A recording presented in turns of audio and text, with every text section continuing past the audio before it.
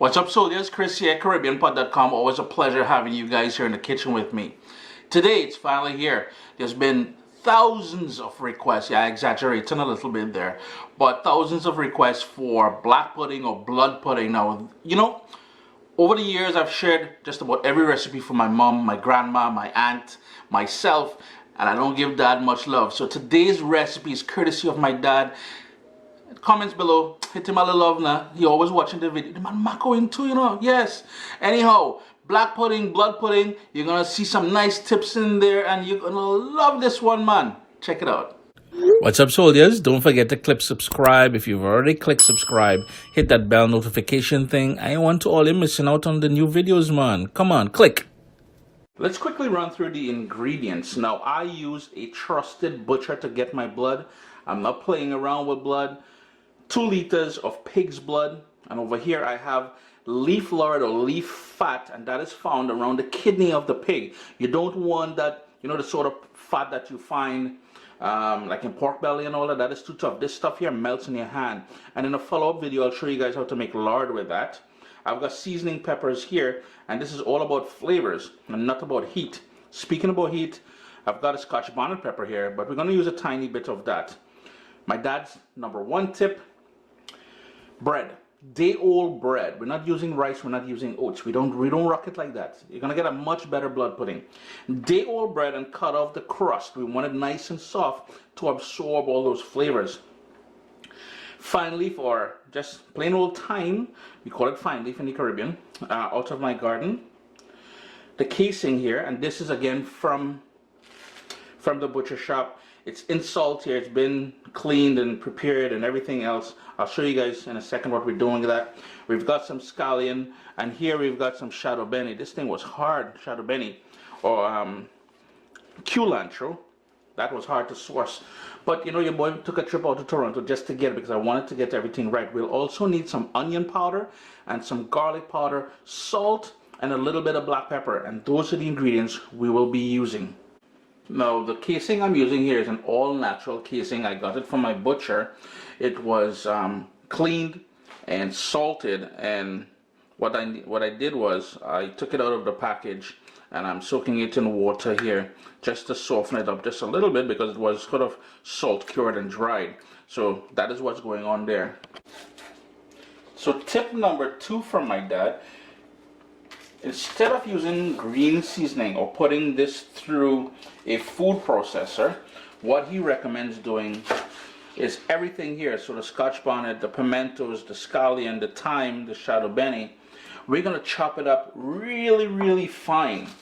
So I'm going to go once, and then I'm going to go back and chop it up some more, because his thing is every bite of that black pudding, you're going to get little pieces of all the herbs that we use in here, and the peppers and everything else. So every bite will be packed with flavor, and nothing is going to be lost if you puree it. If you puree it, I mean, they say you're diluting it, trust me. So after I once over, I'm just going back now and finally chopping everything. The other thing is, be careful. You want to take all the leaves off the thyme. Don't get any of the sort of woody parts.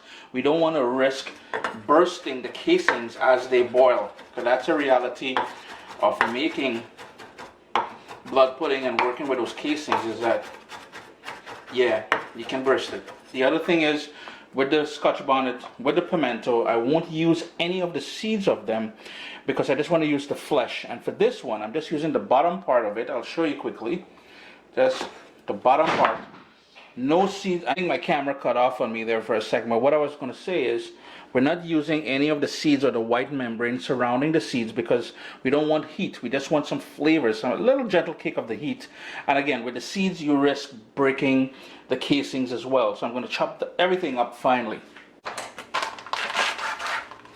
The leaf fat is vacuum sealed in here, and as I mentioned, we only want a tiny piece of this. We don't want too much of it. Just going to cut it open.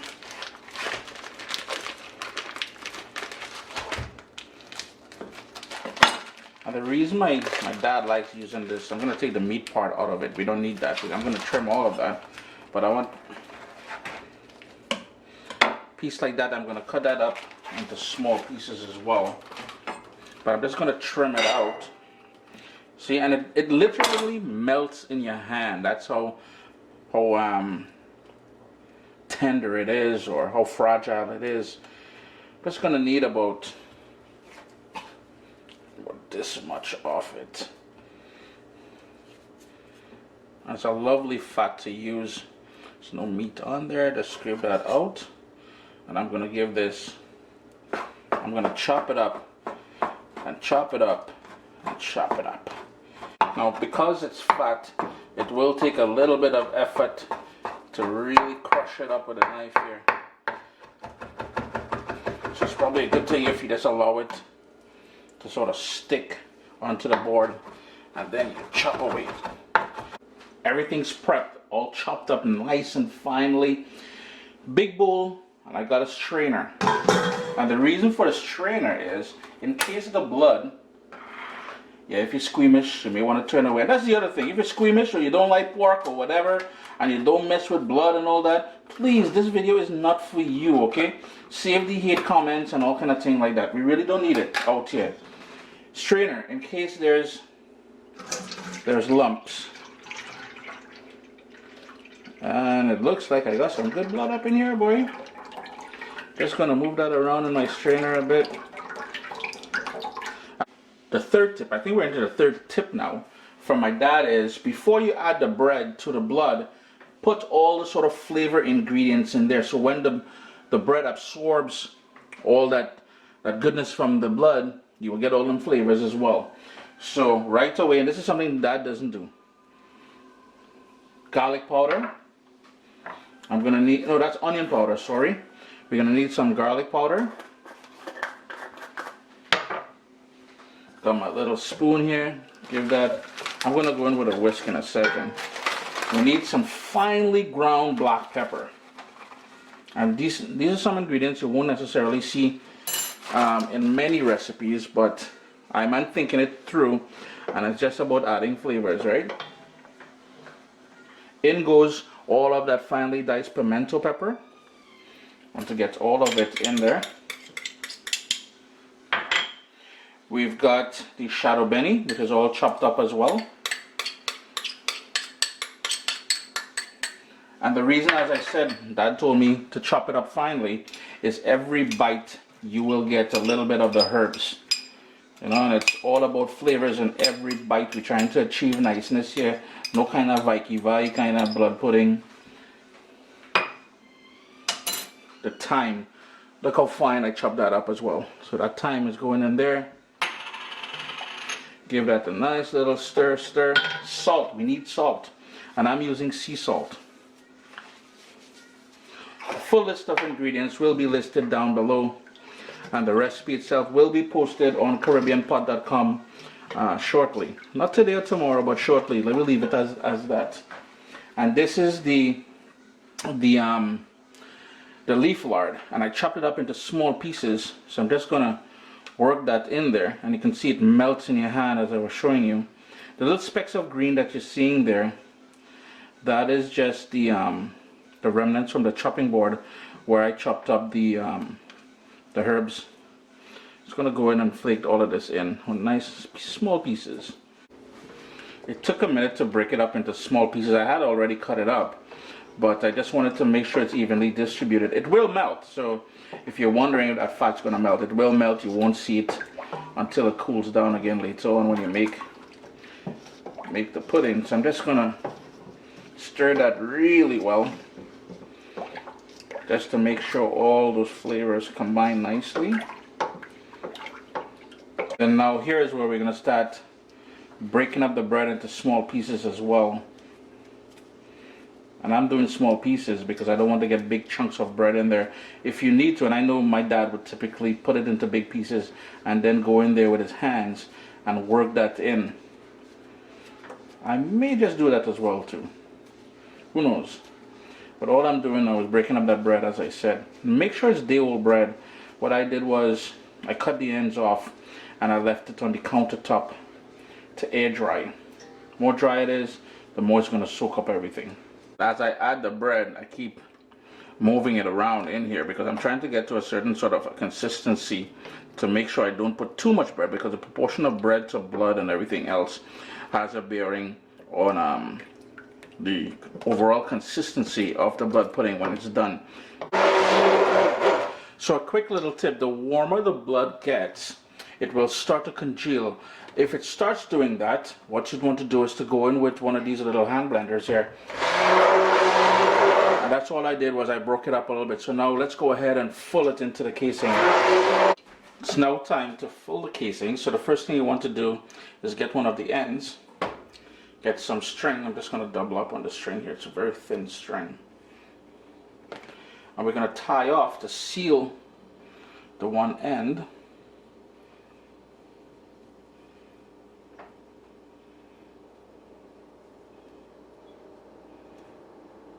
Nice and tight. I may even do a double knot. Then the untied end, that's where we're going to work it onto the funnel. I'm just going to give it a nice little, so I can hold it.